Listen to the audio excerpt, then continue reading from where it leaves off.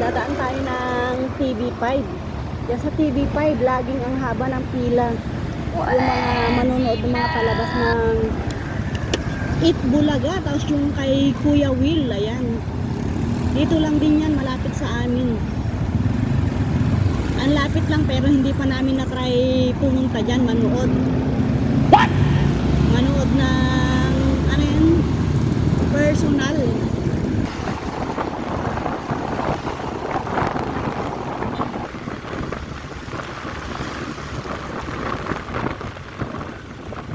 Ayun ang isang napakaswerte dito sa naging area namin dahil lahat na ang pupuntahan mo at mga kailangan mo nandito na lahat sa paligid namin.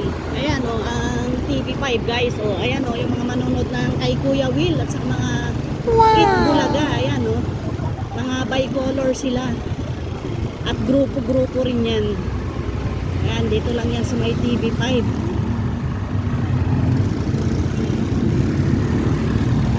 Ayan o, yung napakalaking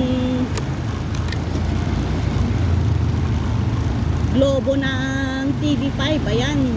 Kung ano mang tawag dyan sa bilog na yan, malaking bola. What?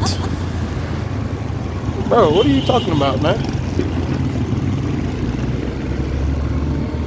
Tapos ito rin naman yung pinaka head office ni Dunkin Donut, ayan.